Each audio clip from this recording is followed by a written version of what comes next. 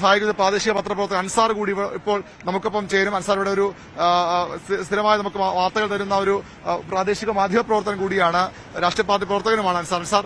നമ്മൾ പലപ്പോഴും അൻസാർ അയച്ച ദൃശ്യങ്ങൾ നമ്മൾ പ്രേക്ഷകരിലേക്ക് എത്തിക്കാറുണ്ട്, വള്ളങ്ങൾ മറിയുന്ന ദൃശ്യങ്ങളൊക്കെ നമുക്ക് നേരിട്ട് കാണാൻ പറ്റി. എന്താണ് ഇങ്ങനെ വള്ളം കൊണ്ടുപോകുമ്പോൾ ഒരു പ്രതിസന്ധി? നിലവിൽ നമ്മൾ നിൽക്കുന്ന സ്ഥലമാണ് വർഷങ്ങളായി എല്ലാ തവണയും അപകടങ്ങൾ ഉണ്ടാകുന്ന പ്രധാനപ്പെട്ട മേഖല. ഇന്നിപ്പോ ഈ ഭാഗം പൂർണ്ണമായിട്ട് മണൽ മൂടി ഒരു വിധത്തിലും വള്ളങ്ങൾക്ക് കടന്നു പോകാൻ പറ്റാത്ത സാഹചര്യത്തിലേക്കാണ് ഇപ്പോൾ എത്തിയിട്ടുള്ളത്. ഇപ്പോൾ ട്രാക്ടർ ഉപയോഗിച്ച് ചെറുവള്ളങ്ങൾ ഇപ്പോൾ കടലിലേക്ക് കഴിഞ്ഞ 2 ദിവസമായിട്ട് പോകുന്നുണ്ട്. അവർക്ക് മറ്റൊരു മാർഗമില്ല. അവരുടെ ഉപജീവന മാർഗം എങ്ങനെയെങ്കിലും നടത്തിയാൽ മതി എന്നുള്ള ആ ചിന്തയോടുകൂടിയാണ് ആ പാവപ്പെട്ട മത്സ്യത്തൊഴിലാളികൾ പോകുന്നത്. ഇപ്പോ ഇവിടെ കാണുമ്പോൾ തന്നെ നമുക്ക് മനസ്സിലാവും എത്രമാത്രം അപകടകരമായ രീതിയിലാണ് ഇവിടുന്ന് ഓരോ വള്ളവും കടലിലേക്ക് പോകുന്നത്.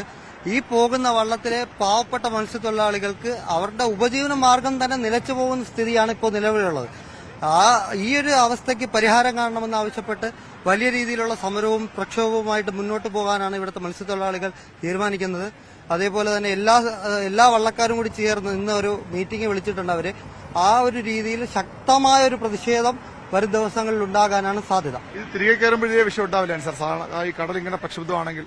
കടൽ പ്രക്ഷുബ്ധമായതുകൊണ്ട് തന്നെ ഇവിടുന്ന് പോകുന്ന വള്ളങ്ങൾ സമീപ തീരങ്ങളിലേക്ക് വള്ളം പോകാനാണ് സാധ്യത. തിരിച്ചിവിടെ കയറിയാലും ഇവിടെ ഹാർബർ ഇപ്പോൾ പ്രവർത്തിക്കുന്നില്ല, പൂർണ്ണമായി ഹാർബർ അടച്ചിട്ടുണ്ട്. ഇപ്പോൾ മത്സ്യം കൊണ്ടുവന്നാൽ പോലും അവർ ഉദ്ദേശിക്കുന്ന വില കിട്ടാത്തതുകൊണ്ട് സമീപ തീരങ്ങളെ ആശ്രയിക്കേണ്ട ഗതികേടിലാണ് ഇവിടുത്തെ മത്സ്യത്തൊഴിലാളികൾ.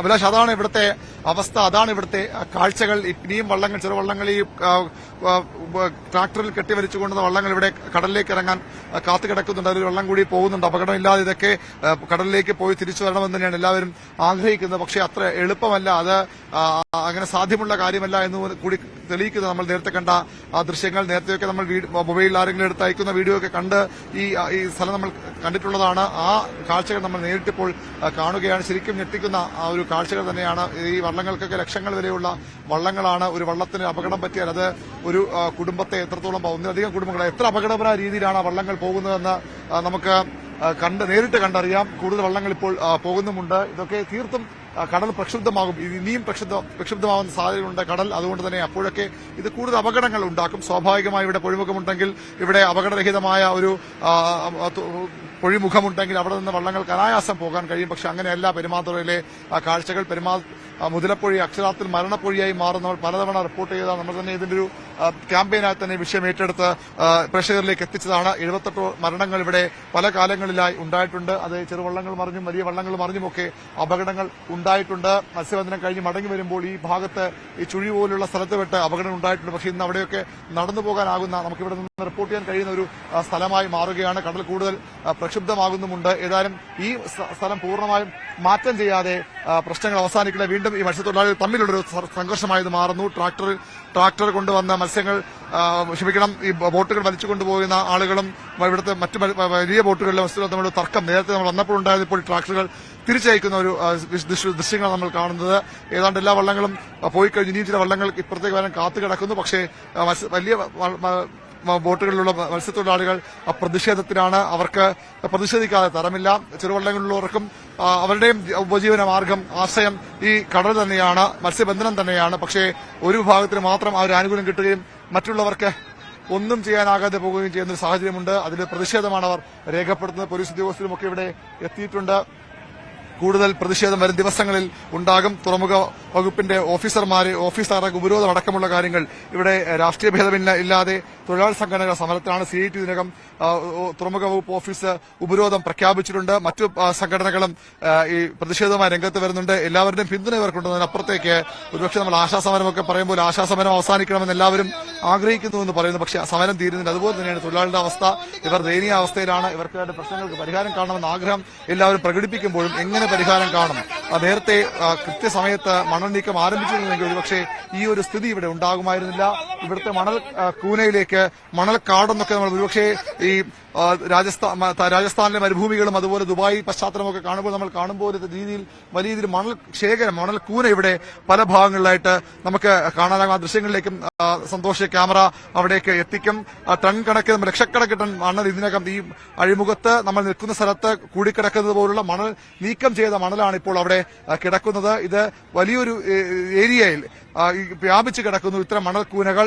പക്ഷേ ഇനിയും ഇതിന്റെ എത്രയോ ഇരട്ടി മണ്ണ് മാറ്റിയാൽ മാത്രമേ ഇവിടെ ഈ പൊഴിമുഖം തുറക്കുകയുള്ളൂ.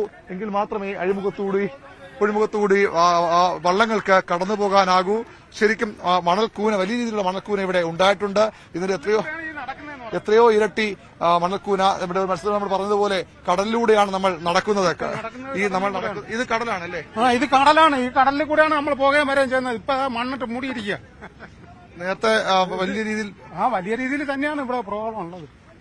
ഇപ്പോഴും അത് തന്നെയാണ് നടന്നുകൊണ്ടിരിക്കുന്നത്. എന്ത് ചെയ്യും ഇതിപ്പോ ഒരു പരിഹാരം? ഇപ്പൊ എന്ത് പരിഹാരം ഇനി ഗവൺമെന്റ് തന്നെ കണ്ടെത്തണം. മത്സ്യത്തൊഴിലാളികൾക്ക് എന്തെങ്കിലും വേണമെന്നുണ്ടെങ്കിൽ മുഖ്യമന്ത്രി തന്നെ കണ്ടെത്തണം. അതാണ് സർക്കാർ തന്നെ പരിഹാരം കണ്ടെത്തണം. നമ്മൾ കടലിലൂടെ നടക്കുന്നു എന്നാണ് വർഷങ്ങളായി ഇവിടെ മത്സ്യബന്ധനം നടത്തി ജീവിക്കുന്ന ആളുകൾ പറയുന്നത്. അരുണിലേക്ക് വരാം. ഇപ്പോൾ panchayat ward member Susie Binu telephone ലൈനിലുണ്ട്. സൂസി ബിനു, ഈ ദൃശ്യങ്ങളിൽ കാണാം അവിടെ ആൾക്കൂട്ടങ്ങൾ ഉണ്ടാകുന്നു. അവിടെ മത്സ്യത്തൊഴിലാളികൾക്കിടയിൽ തന്നെ അഭിപ്രായ ഭിന്നതകളുണ്ട്. വലിയ വള്ളങ്ങളും ചെറിയ വള്ളങ്ങളും ഒക്കെ ഇറങ്ങുന്നതുമായി ബന്ധപ്പെട്ട്. പക്ഷേ ആത്യന്തികമായി പ്രശ്നം സൃഷ്ടിക്കുന്നത് അവിടുത്തെ ഈ മണൽ തിട്ടയാണ്. അത് ഡ്രഡ്ജിങ്ങിലൂടെ നീക്കം ചെയ്യാനുള്ള ശ്രമം നടന്നിരുന്നു. പക്ഷേ ഇപ്പോഴും അത് സാധ്യമാകുന്നില്ല. ഏത് തരത്തിലുള്ള ഒരു പരിഹാരമാണ് അവിടെ വേണ്ടത്? മത്സ്യത്തൊഴിലാളികളുടെ ഉപജീവന മാർഗം പൂർണ്ണമായി അടഞ്ഞിരിക്കുകയാണ്.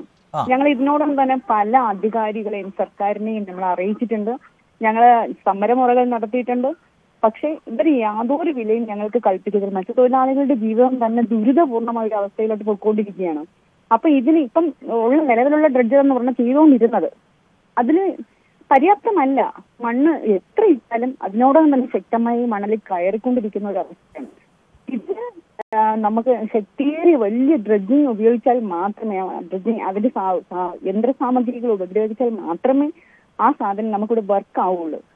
അല്ലാതെ യാതൊരു കാരണത്തിലും ഇവിടെ ഒന്നും ചെയ്യാൻ കഴിയില്ല. ജനങ്ങൾ പൂർണ്ണമായും പട്ടിണിയിലാണ്. ഈ അവസ്ഥയിലൂടെയാണ് കടന്നു പോകുന്നത്. ഞങ്ങൾ വരും ദിവസങ്ങളിൽ ശക്തമായ സമരം തന്നെയാണ് ഇനിയുള്ള തീരുമാനം.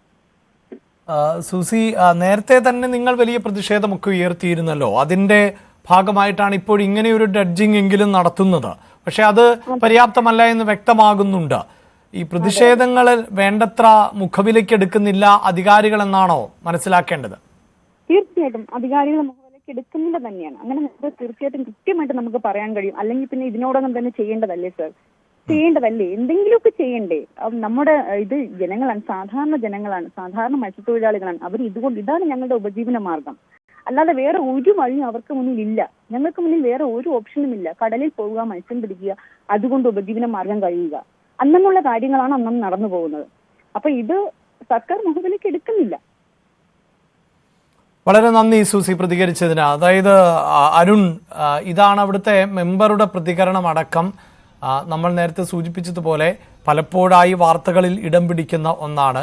അവിടെ റോഡ് ഉപരോധിച്ചുകൊണ്ടുള്ള പ്രതിഷേധങ്ങൾ നടക്കാറുണ്ട്. അതിൻ്റെ ഒരു പരിഹാരമാർഗമെന്ന നിലയിലേക്കായിരുന്നു ഈ ഡ്രഡ്ജിങ് ആരംഭിച്ചത്. പക്ഷേ അതൊന്നും പോരാ എന്നതിപ്പോൾ പകൽ പോലെ വ്യക്തമാവുകയാണ്. വലിയ പ്രതിസന്ധി, അവിടെ വലിയ തർക്കം ഇപ്പോഴും തുടരുന്നതും കാണാൻ സാധിക്കുന്നുണ്ട്. എന്താണ് അരുൺ മറ്റു വിവരങ്ങൾ? തീർച്ചയായിട്ടും ഈ വന്ന ട്രാക്ടറുകൾ തിരിച്ചു പോകാം എന്ന ആവശ്യമാണ്. തിരിച്ചു പോകുന്നുമുണ്ട്. ആ ട്രാക്ടറുകൾ മടക്കി അയക്കുകയാണ്. ഇവിടുത്തെ വലിയ ബോട്ടുകളിൽ പോകുന്ന, വള്ളങ്ങളിൽ പോകുന്ന മത്സ്യ തൊഴിലാളികൾ ഇനി ഇവിടേക്ക് വരരുതെന്ന നിർദ്ദേശവും നൽകുന്നുണ്ട്. കാരണം ഇത് എല്ലാവരുടെയും ആവശ്യമാണ്. ആ ആവശ്യം ആ രീതിയിൽ നടക്കുന്നില്ല എന്നുള്ളതാണ് പ്രശ്നം. ഇന്നലെയൊക്കെ ഇവിടെ വലിയ സമരങ്ങൾ അടുപ്പുകൂട്ടി സമരങ്ങളൊക്കെ ഇവിടെ നടന്നിരുന്നു. കഞ്ഞി വെച്ചുള്ള പ്രതിഷേധവും ഒക്കെ ഈ ഭാഗത്ത് കടലിൽ നമ്മൾ നിൽക്കുന്നത് കടലിന്റെ ഭാഗമാണ്, അല്ലെങ്കിൽ പുഴയുടെ ഭാഗമാണ്. ഇവിടെ ഇത്തരത്തിൽ ആളുകൾക്ക് നടക്കാൻ ഒരു ദയനീയമായ ഒരു കാര്യം പറയാനുള്ളത്, കഴിഞ്ഞ ദിവസങ്ങളിലൊക്കെ ഇന്നലേക്ക് വൈകിട്ട് വലിയ തിരക്കായിരുന്നു. ഒരു പുതിരപ്പുഴ പൊതുവിലൊരു ടൂറിസം രംഗത്ത് ആളുകളെ ആകർഷിച്ച സ്ഥലമാണ്. പുതിരപ്പുഴ പാലത്തിൽ നിന്നുള്ള അസ്തമയ കാഴ്ചകളും ഒക്കെ ഈ പൊഴിയും ഒക്കെ വളരെ മനോഹരമായ സായാഹ്ന കാഴ്ചകൾ. പക്ഷേ ഇപ്പോൾ ആളുകൾ ടൂറിസ്റ്റുകളായി ഇവിടെ വരുന്നത് ഈ നമ്മൾ നിൽക്കുന്ന സ്ഥലത്ത് ഇറങ്ങാനാണ്, അതായത് കടലിലൂടെ നടക്കാനാണ്. കടൽ ദിവസങ്ങൾക്ക് മുമ്പൂരെ കടലായിരുന്ന പ്രദേശത്ത് കൂടി നടക്കുക എന്നൊരു ടൂറിസമായി ഇവിടെ മാറുകയാണ്. അനുസാർ, ഇന്നലെയൊക്കെ വലിയ ആൾത്തിരക്കുണ്ടായിരുന്നല്ലോ ഈ ഇവിടെ വരെ? കഴിഞ്ഞ